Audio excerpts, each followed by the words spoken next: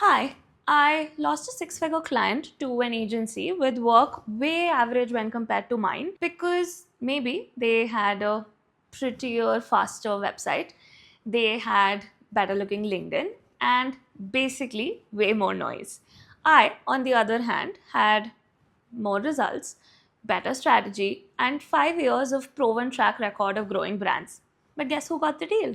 Honestly, this isn't my first episode, but it's still feeling like one because I want to talk about the real reason behind why I'm growing my personal brand and why Zero Dex Given has come into picture 5 years after I've already established my agency.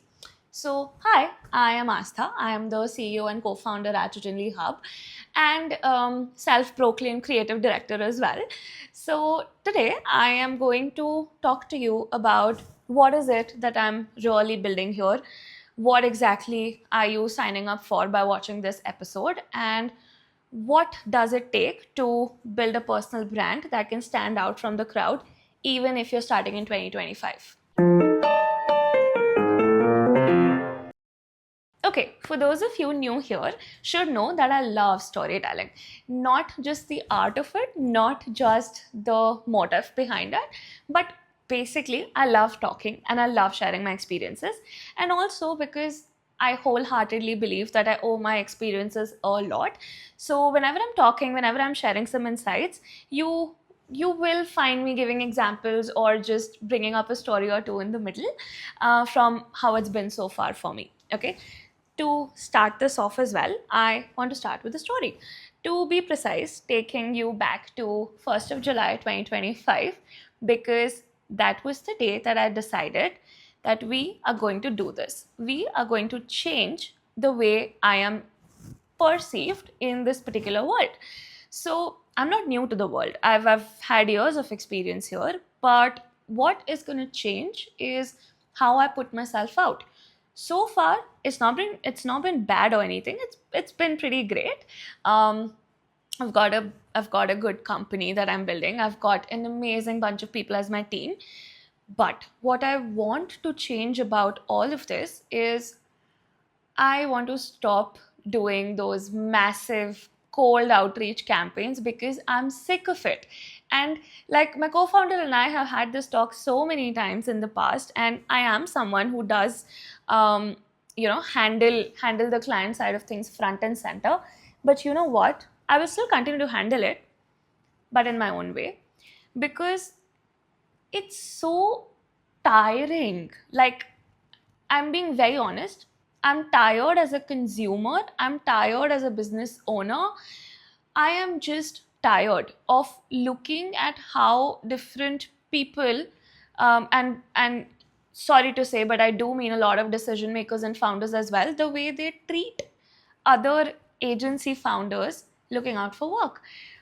Sure, scoping the market is not at all a bad idea. You should always weigh out your options. But what I've observed is the moment it's a cold outreach, it's almost like the prospect is sitting with that mentality of, I'm going to shop around as much as I want because you are coming to me and I'm not coming to you. But you know what? I'm sick of all of that. So I'm not going to do that. I don't want to be behind people who are enjoying the art of being pursued. And being pursued for what? For the whole belief that they need to be the face to grow their own brand. I mean, what the fuck? You should be doing that nonetheless. I don't have to convince you for it. So I'm gonna be far away from that energy, and this is my way of doing that.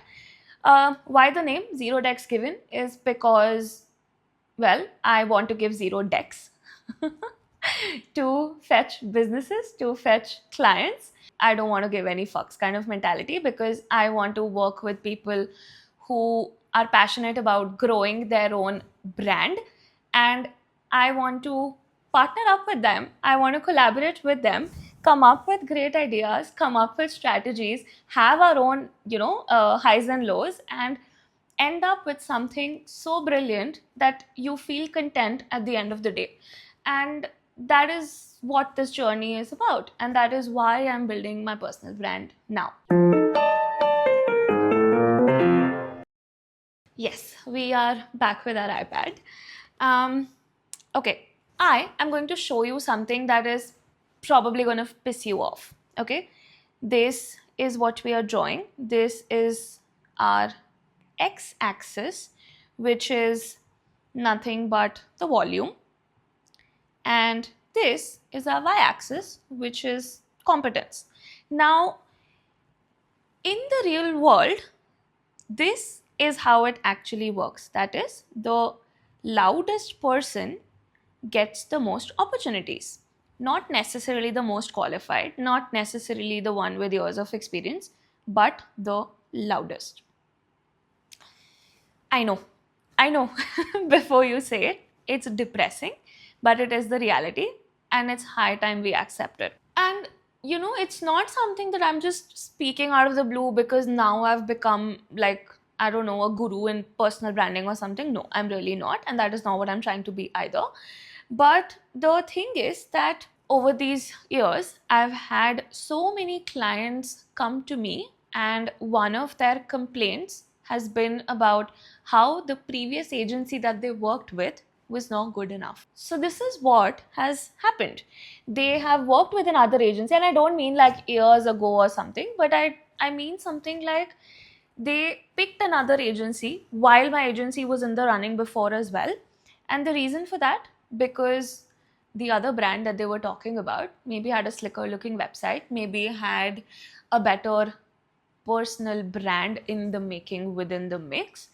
And that's what compelled my now clients to choose the other agency beforehand.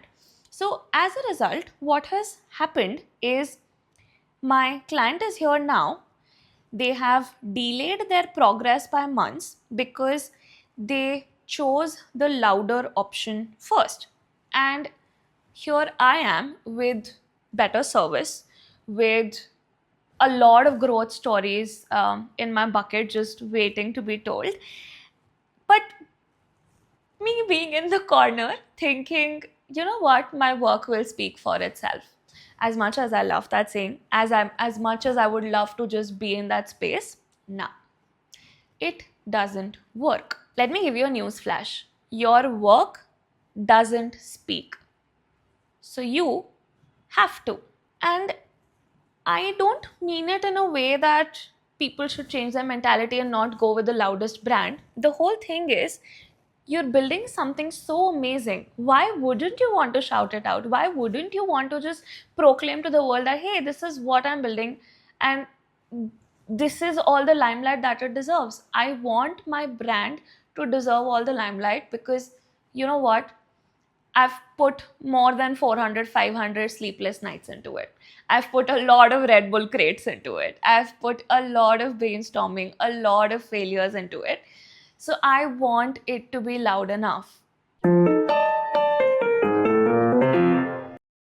So yes, I am really tired. I am really tired of all those just checking in or hey, here's my follow up or whatever shenanigan it is that you have to do to follow up or run behind someone to just give you a response. I'm not saying I don't love chasing brands. I love doing that. I still have that vigor. But you know what? I don't want to chase people who are looking for entertainment in the middle of it. Like, I want to straight up talk to people who are hungry to just get into the game, talk strategies, and build their brands.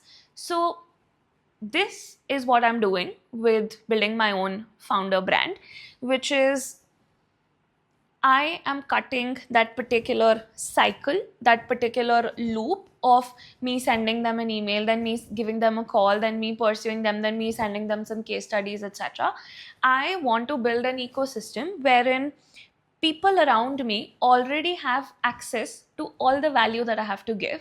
And I want them to be as excited about growing their own brand that I am about growing theirs. There is a very fine line between being thorough and wanting to be entertained. Just because someone is a prospect, it does not give them the liberty to just go around and, I don't know, act like they own the world and everyone has to run behind them. I'm not going to run behind those people. And trust me, 70% of them have already made up their mind that they want to go with my agency. It's just about, okay, but let's see what other case study you've got. But let's see what you did for the other brand. That's a lot of confusion, and to be honest, it's delayed growth. And I don't want to be around people who are delaying their growth. Personal branding for me isn't about becoming some influencer. I don't have time for that, trust me. It's about what I like to call it the right people pipeline. Okay, so here's what we have. Let me show you the traditional approach first, which is you hunt, you pitch, you convince, maybe they buy. Oh, I am not mentioning the 27 follow-ups that it might take for them to do that. But here's what I want my new approach to be. I share, right people find me, they're already interested, and I have an easy conversation about how I'm going to grow their brand. In this case also, there is a maybe. Maybe they'll buy, maybe they won't. But you know what? The conversation is going to begin at the right time for the right thing. There's not going to be repetition of questions. There's not going to be things that they already should know or can know about, because I am already going to have a brand, and my numbers, my case studies, my growth stories, my journey stories, my experiences are going to speak louder than I even have to, for that matter. Sounds too simple, right? But here's the thing, simple does not mean easy. I have been growing brands for 5 to 6 years now.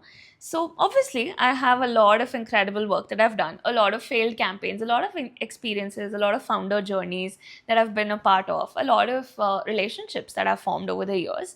But where is that proof living?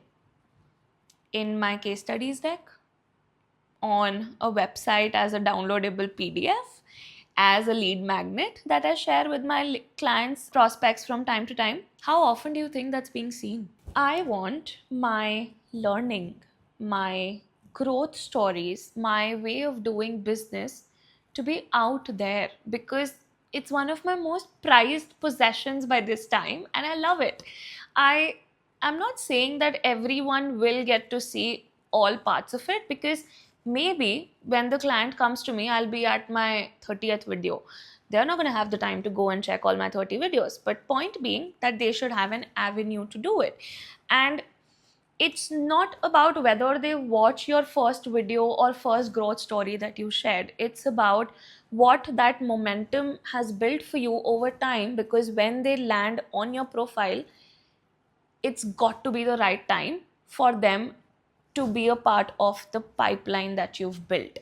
See, so many discovery calls I take, 20-minute discovery calls. I don't think I have the time to share all of these years of learning in that 20-minute call, wherein it's more about what I can do for that particular prospect any which ways. But I want it to be on display, and I want it to be on display in a way where it's seen, where it's more authentic also, because I don't think a case study deck or a one page or case study document on a website or a landing page is going to have the same effect that my voice can, because I have lived through that journey, right? All the tidbits that I have, all the failures and successes, the smaller details, the more crucial details that make the brand human are all missing in a case studies deck. So I want to be that living proof of the brand that I'm building. And in this case, I'm talking about my agency. So I have to have a brand of my own that can be associated with my agency that is offering amazing services out there. You know what's crazy? Over the last 5 years, all the experiences that I've built up, my book or let's say if I had a journal of all the work experiences that I've gained in the past few years, I would be on the 115 journal by now. That's how many stories, that's how many lessons I have learned over all of this time. I mean, what about the time that we doubled up our clients' revenue in less than 6 months, or we got them their first 1,000 signups just within their first month, or when the visibility of a brand went up by 136%, or let's say about all of those sleepless nights where we had to pivot because a particular campaign had gone down the drain. There's just so many things, and it's all gonna stay hidden if I don't talk about it. It's not even about these things just being war stories. They are my book of insights. They are the things that give me patterns. They are the things that give me proof of what works and what doesn't. All of this learning, I can't squeeze it into a 20-minute discovery call. And you know what? That's the problem with hiding behind your work. Your best stuff stays hidden, while a mediocre brand, that is maybe your competitor, is out there shouting out their single average case study for the 100th time. You know what? I am done being that best kept secret, because being kept secret is just being irrelevant now. Here's something that I believe deeply. You have to be the brand ambassador of your own brand, not some influencer who's never used your product or service, not some spokesperson who's going to be reading out from a script, but you. Because who else is going to know those tiny or experiential details about your story when you were actually building it?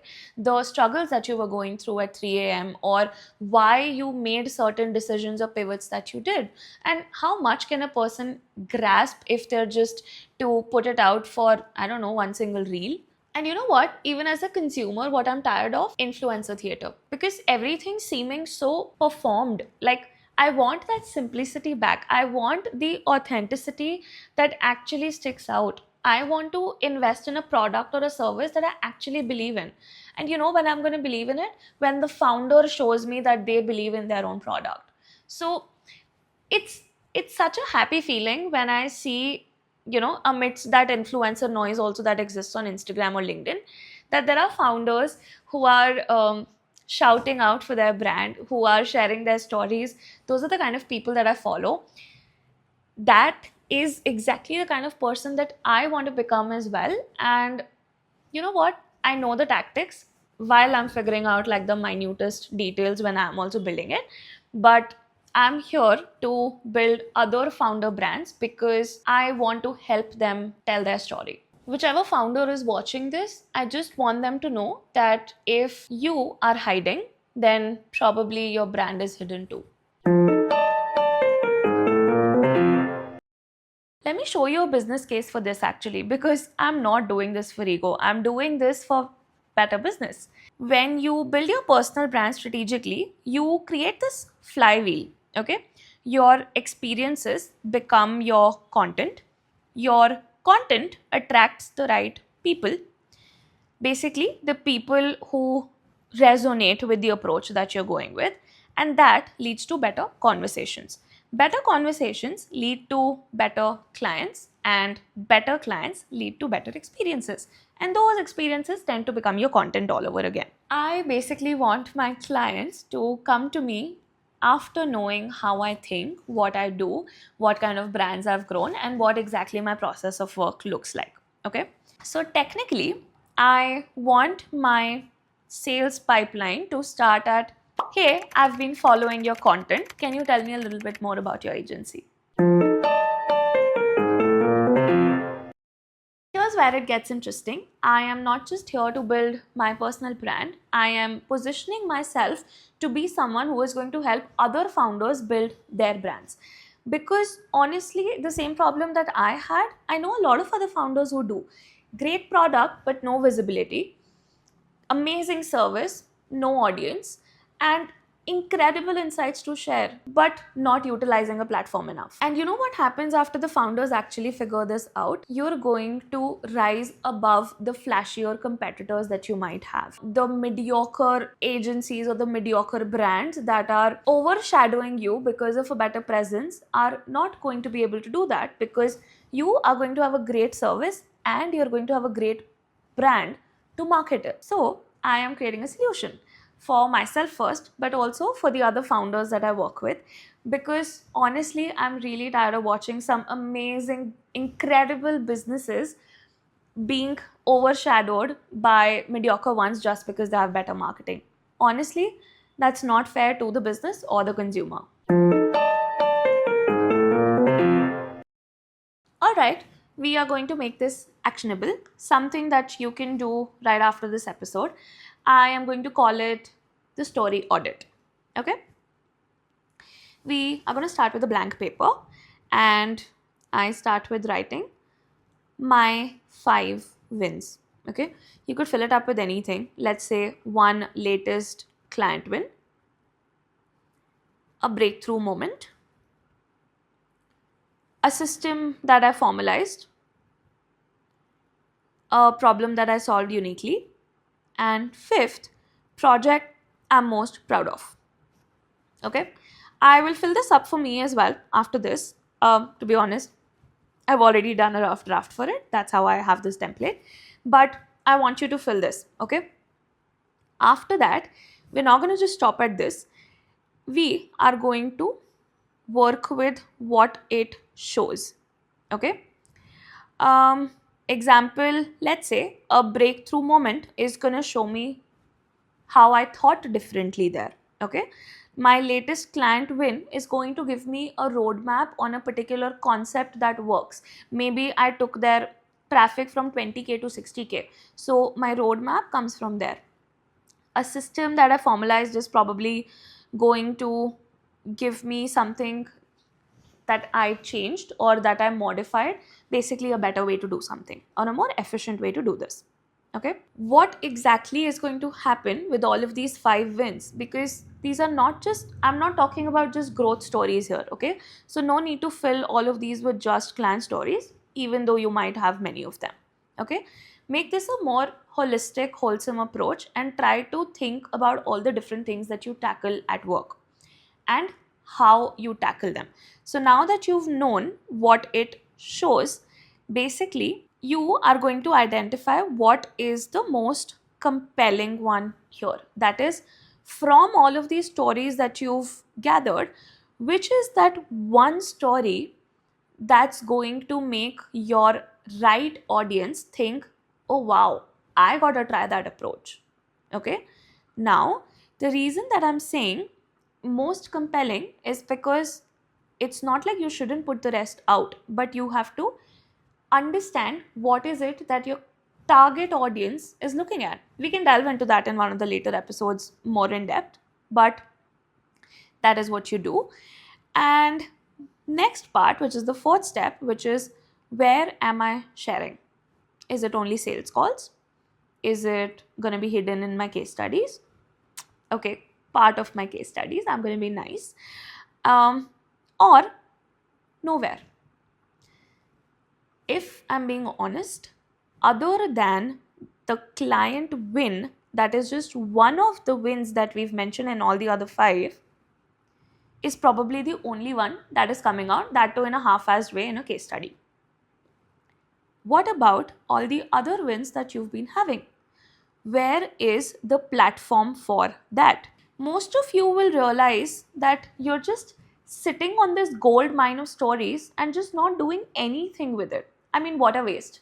But you know what? This is not something that I'm doing to call you out, because till 3 months back, I was also sitting in a pile of gold doing nothing with it. Now, I've started collecting it, I have started documenting it, and I have started showcasing it. So this 4-step quick story audit that we did, it wasn't to show you some ugly side of what you're not doing, but it's basically to have it as an eye-opener for you, because 3 months back it was for me, and I want to help you become a better brand in this journey of mine.